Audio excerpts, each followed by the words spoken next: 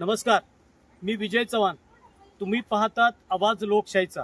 गेले 3 दिवस झालं आपण आरोग्याच्या विविध विभागातून गावांना भेट देतोय आणि त्या समस्या काय आहेत, त्या समस्यावर उपाययोजना सरकार करणार की नाही या प्रश्नासाठी आपण लोकांपुढे लोकांचा आवाज म्हणून काही स्वरूपाच्या चित्रफित आता तुम्हाला दाखवण्याचा प्रयत्न करतोय. तुम्ही हे पाहत राहा.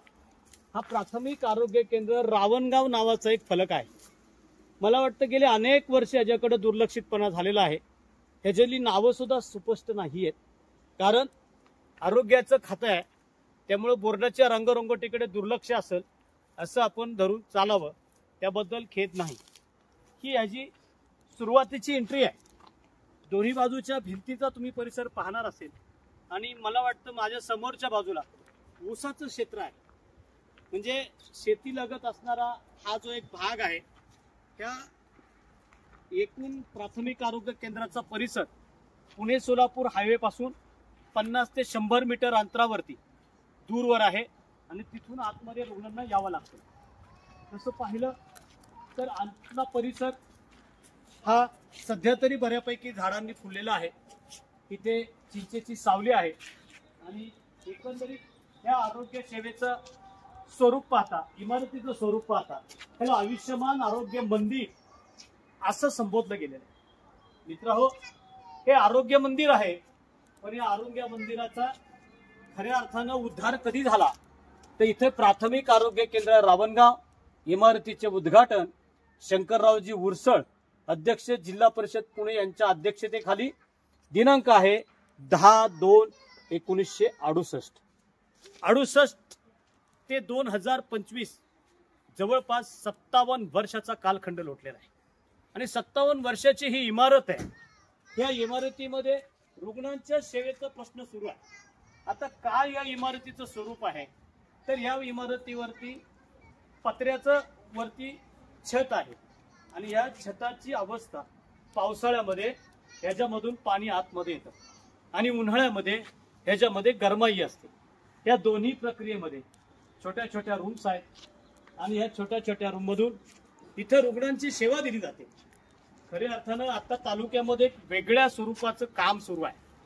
तालुक्यामध्ये 4 प्राथमिक आरोग्य केंद्र हे स्मार्टच्या नावाखाली सुमारे प्रति आरोग्य केंद्रासाठी 2 कोटी अधिक रुपयांचा निधी जिल्हा परिषदेच्या माध्यमातून खर्च केला जातोय आणि स्मार्ट बनवायचं आहे असं या संकल्पना या जिल्हा परिषदेचे मुख्य कार्यकारी अधिकारी गजानन पाटील यांच्या संकल्पनेचं चित्र आहे.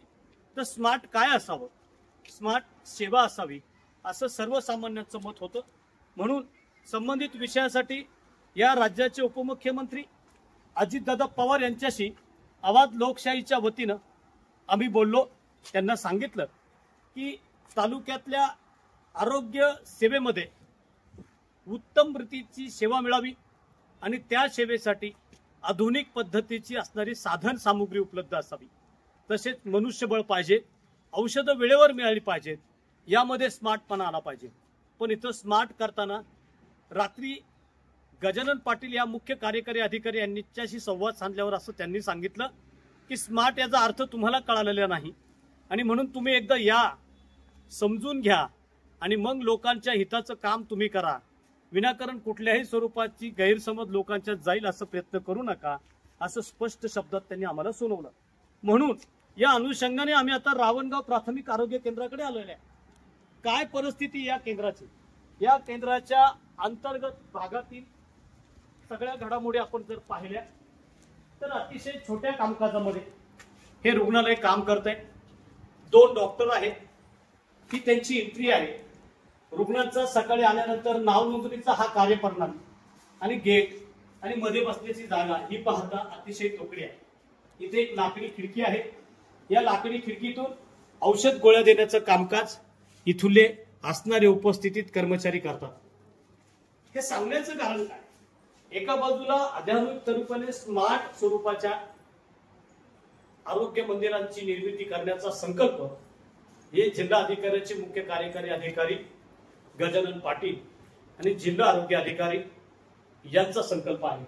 आणि दुसरीकडे 1968 साली निर्माण झालेली ही इमारत की हिची सुधारणा कधी होणार, ती सुधारणार कोण, हिची अवस्था कोण बदलणार, इथल्या रुग्णांच्यावरती हा एक स्वरूपाचा अन्याय म्हणावा का, असं म्हटल्यास प्रशासनाला याबाबत प्रचंड राग येऊ लागलेला आहे की तुम्ही गोष्टी आणि घटना समजून घेण्याच्या अगोदर लोकांना विचित्र स्वरूपाचे अशा स्वरूपाचे व्हिडिओ टाकू नका म्हणून त्यांचा समज आम्हाला दिला जातोय.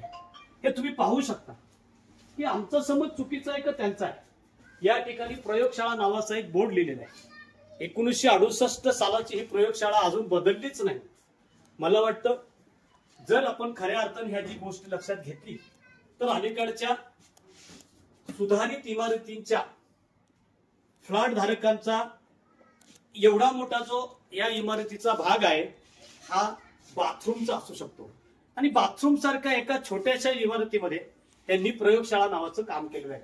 तर या कर्मचाऱ्यांची धडपड आहे की आपण चांगली सेवा द्यावी. सेवा देण्यासाठी जमल त्या ठिकाणी जमल तसं ते लोक त्यांच्या यशोचित प्रयत्न करतात. आणि हे पहा, हा त्यांचा छोटासा रूम आहे. इथं रुग्ण आहे, 4 खाटा आहे, समोर ऑपरेशन थिएटर आहे. तर असेच स्वरूपाच्या या रावणगावच्या PSCची बदल कधी होणार, यांना नवीन इमारत मिळणार का, इथे रुग्णांना चांगली सेवा मिळेल का, इथल्या डॉक्टरांना, इथल्या नर्सेसला, इथल्या मदतनीसला मोकळ्या हवेत आणि चांगल्या स्वच्छंदी इमारतींमध्ये काम करता येईल का. त्यांना लोकांच्या आरोग्यासाठी काम करायचंय आणि ते काम करताना त्यांचंही मन प्रसन्न व्हावं. अशा कंजेस्टेड इमारतीमध्ये त्यांचं आजारी पडण्याची दाट शक्यता निर्माण झालेली असते. इथं मोकळे हवे असावी लागते, प्रशस्त उजेड गरजेचा आहे. यातून रुग्णाला औषध आणि निसर्गाची निर्माण झालेली मोकळी या दोन्हीच्याच ह्याचे त्याला लवकर बरं वाटतं अशी धारणा असते. मग इतर परिस्थिती वेगळी आहे आणि प्रशासन आम्हाला सांगते तुम्ही चुकीच्या बातम्या पसरू नका. यामध्ये काय चुकीचं आहे, हा सगळा आरोग्याचा बाजार जमेल तिथे ठेवण्यात आलेला आहे. वाकड्या तिकड्या पडलेल्या खुर्च्या, जागा नसल्या कारणाने जमेल तिथे या सर्वांनी हे साहित्य जे लागतं ते जमा करून ठेवलेलं आहे. आणि ह्या एवढ्या छोट्या मोठ्या जागेत पत्र्यामध्ये असणाऱ्या या आरोग्याची सेवा काही दिवसांनी बिघडण्याची जी शक्यता आहे. इथं माहिती मिळालेली आहे, इथं नवीन आरोग्य केंद्रासाठी मंजुरी मिळालेली आहे. 8 कोटी अधिक रुपये इथं आलेले आहेत. पण ते कुठंतरी नडलेलं आहे, अडलेलं आहे. मला असं वाटतं आणि प्रशासनाला आव्हान करेन आवाज लोकशाहीच्या वतीने की सगळ्यात महत्वाचं सर्व स्मार्ट आरोग्य केंद्रांचं काम सोडून या इमारतीच्या कामामध्ये असलेल्या अडथळा दूर करण्यासाठी आपण विशेष वेळ द्यावा. त्या वेळेतून इथं पटकन बांधकाम करावं आणि आगामी काळात इथून प्राथमिक आरोग्य केंद्र हे लोकसेवेसाठी, लोकांच्या कल्याणासाठी स्मार्ट करावं असं म्हणल्यास चुकीचं ठरणार नाही. तुम्ही पाहत राहा आवाज लोकशाहीचा.